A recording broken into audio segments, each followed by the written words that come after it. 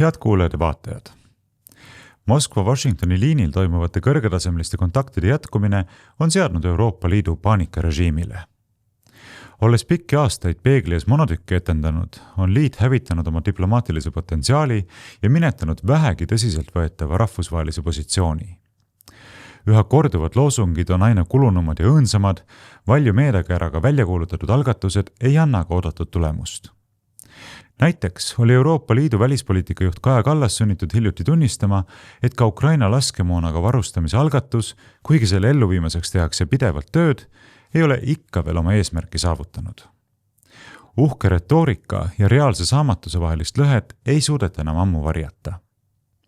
Nii kirjutabki The Financial Timesi taustaga Wolfgang Munchau Briti portaalis Unheard murega, et on lihtsalt valus vaadata, kuidas Kaja Kallas, Euroopa Liidu välis- ja julgeolekupoliitika kõrge esindaja, teeb end lolliks hüpliku informeerituse tasemega sõda õhutava retoorikaga, millel puudub igasugune strateegiline sisu. Munchau möönab, et Kallas ei ole kaugeltki ainuke, sest eurooplastel pole strateegiat sõja lõpetamiseks. Nad tahavad vaid rahuprotsessi nurjata, sest neil puudub kokkulepitud strateegia ka sõjajärgse Ukrainaga tegelemiseks. Pole kedagi, kes oleks läbi arvutanud, milliseid sõjalisi võimekusi Ukrainal selleks vaja oleks, ega ka seda, kuidas neid logistiliselt toota või hankida. Samuti puudub igasugune realistlik strateegia selle kõige rahastamiseks. Brüsselis toimunud viimatisel Euroliidu kaitseministrite kohtumisel arutati muidugi taas Euroopa kaitseküsimusi ja leiti, et Euroopa ja Ukraina peavad koos ehitama, koos tootma ja koos uuendama. Kaitseminister Hanno Pevkuri sõnul vajab Ukraina varasemast veelgi enam liitlaste toetust, sest rahu peab saabuma tingimustel, millega Ukraina on nõus ja mis austavad Ukraina suveräänsust. Pangem tähele retoorikat. Lihtsalt peab olema, peab tulema, peab saama. Minu tahtel, Havi käsul. Mingit vähegi realistlikku strateegiat mõistagi pakkumata. Kohtumist kommenteerinud Kallase väitel olid ministrid ühel meelel, et Euroopa peab jätkama oma kaitse tugevdamist, sest, pange tähele, tegutsemiseks pole enam palju aega. Kallase hinnangul on ebatõenäoline, et Putin mõnes kokkuleppest kaua kinni peab ja kui me pole piisavalt tugevad, kiirendab see leppest taganemist veelgi. Aga mida selline jutt õieti tähendab? Kas mitte ehk seda, et jutud Euroopa rahupüüdlusest ja Putini laua taha toomisest või sundimisest on olnud suuresti vaid suitsukate? Kallas ju tegelikult ütles välja, et Euroopa ei usu mingitesse lepetesse, kindlasti mitte Venemaa poolt allkirjastatud lepetesse. Sest miks on vaja korrutada, et Venemaa tuleb läbirääkimiste laua taha survestada, kui sa ise rahuprotsessi tegelikult ei usu? Seega nähtub taas, et õiglase ja kestva rahu loosungi kattevarjus käib ikkagi aktiivne suuremaks sõjaks valmistumine. Nagu öeldud, tegutsemiseks pole enam palju aega. Siin tuleb märkida, et president Trumpi pakutud Ukraina rahulepingu niinimetatud Euroopa kontravariant lähtub rahvusvahelisest õigusest, ehk siis antud juhul Ukraina territoriaalsest terviklikkusest. Selle plaani kohaselt peaks Venemaa lahkuma okupeeritud territooriumitelt, maksma kinni kõik sõjaga tekitatud kahjud, lisaks toimuks rahvusvaheline kohtupidamine sõjakurjategijate üle. Soovimata pilti kirjuks ajada, olgu vahemärkuse korras siiski meenutatud, et niinimetatud Euroopa plaani ehk Trumpi 28-punktilisele rahuplaanile esitatud vastuettepanekud töötas välja mitte Brüssel, vaid Suurbritannia, Prantsusmaa ja Saksamaa troika. Teatavasti on Euroopa Liidul Ukrainas rahu saavutamiseks märksa sirgjoonelisem plaan. Selle on sõnastanud Kallas ise ja see koosneb ainult 2 punktist. Esiteks Venemaa nõrgestamine ja teiseks Ukraina toetamine. Lihtne, nagu printsessi elu muinasjutu maailmas. Samas, isegi kui Venemaa mis tahes europlaani allkirjastaks, käsitleb Brüssel seda eelduslikult ikkagi tühisena. Teisisõnu, kui Venemaa Euroopa poolt sätestatuga ei nõustu, on see ajendiks tema vastu suunatud ja eskaleeruva sõjategevuse jätkamiseks. Venemaa esitatavad mis tahes argumendid on tühised, nendega me ei arvesta. Kui aga Venemaa peaks nõustuma, ei ole võimalik teda usaldada. Tähendab, otsustav sõda peab igal juhul tulema. Seejuures kasutatakse suurema suitsukatte huvides teadlikult institutsioonilist toponüümilist ähmasust. Olete vast isegi tähele pannud, et kui viimasel ajal räägitakse Euroopast, siis mõnikord peetakse silmas Euroopa Liitu, mõnikord aga vaid kontinendi või ploki tuumikriike. Vastavalt vajadusele seatakse mõttelised võrdusmärgid ka Euroopa, Euroopa Liidu ja NATO vahele. Kuigi mitte kõik Euroopa riigid ei kuulu Euroopa Liitu, Euroopa Liidu liikmelisus ei tähenda NATO liikmelisust, mitte kõik NATO riigid ei asu Euroopas ja nii edasi. Küll aga võimaldab selline ähmastav käitumine mõne riigi positsiooni esitada vastavalt kas kontinendi või bloki positsioonina ja vastupidi. Näiteks luua mulje, justkui toetaks eurokraatide või NATO juhtide pöörasid avaldusi isegi Šveitsi konföderatsioon.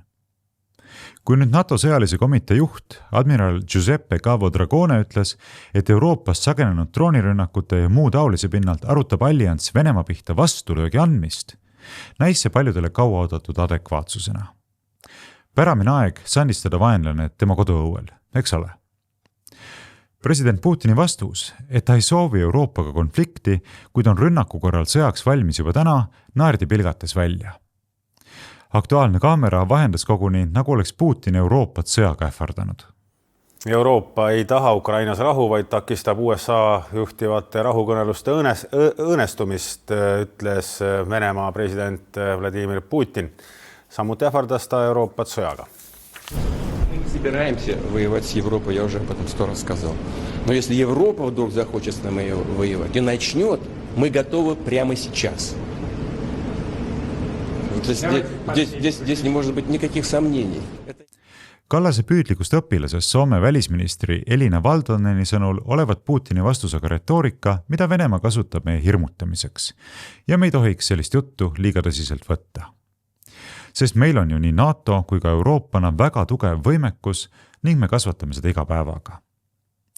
Suurbritannia välisminister Yvette Cooper lisas omalt poolt, et Putin peaks lõpetama hooplemise ja verevalamise ning olema valmis istuma läbirääkimiste laua taha, et toetada õiglast ja kestvat rahu Ukrainale. Ja ometi tunnistab isegi meie välisminister Tsahkna, et ainus, kes laua taga ei paikne, on paraku Euroopa.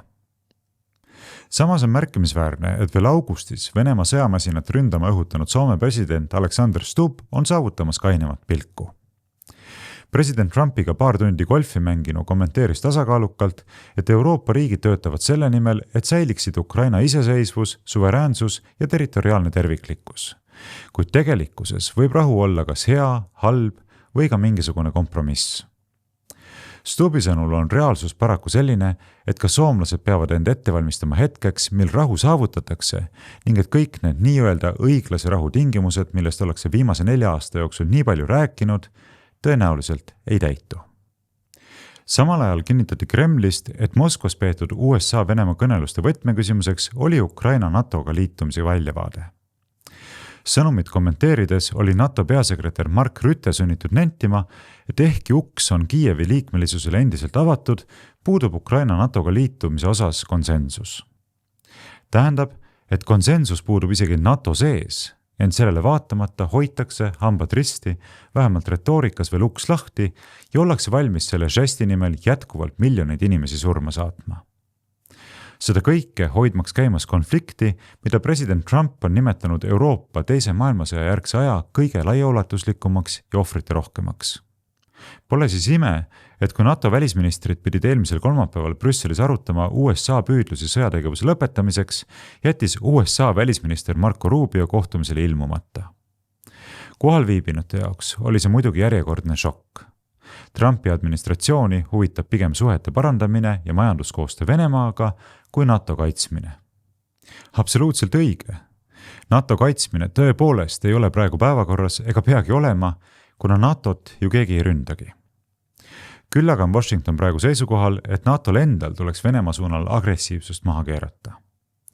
USA Euroopa vägede endine juhataja, erukindral Ben Hodgesi hinnangul eirab Trump Euroopat seepärast, et ta ei pea Euroopat oluliseks tegijaks. Arusaadav, sest liig sagel ärmakas ja närviline ärplemine ei ole lihtsalt tõsiselt võetav. Otse või kaude on hakanud seda tunnistama ka mitmed nimekad poliitikaveteranid. Endise Soome välisministri Pekka Haavisto sõnul on kahetsusväärne, et NATO partnerid kuulsid Ukraina rahuplaanidest ajakirjanduse kaudu, sest see näitab, et poliitilise üksusena pole NATO korralikult toiminud. Jälle tõsi. Ei toimi korralikult, see tähendab, ei toimeta põhikirja kohaselt ehk ei kaitse.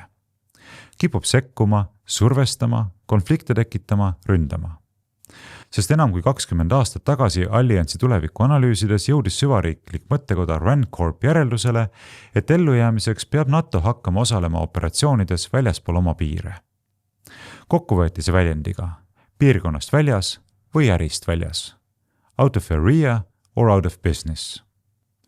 Mitmete märkide kohaselt on USA tulevikku vaadates oma globaalset positsiooni vähemalt prioriteetide mõttes ümber hindamas. Ja nii juhtuski, võiks öelda ootuspäraselt, et NATO välisministrite kohtumiselt kõlavat alliansi ühtsuse kuulutamist ei tulnud, kuigi rõhutati üle suvel Haagis kokku lepitut. Kokku tulnud küll kordasid, et ilma nendeta ei saa Euroopa julgeolekule midagi kokku leppida, aga siiski ei tule olulisemaid uudiseid praegu oodata mitte Brüsselist, vaid Moskvast ja Washingtonist. Osalenud ei varjanudki, et kohtumise lõpptulemus on äärmiselt lahja.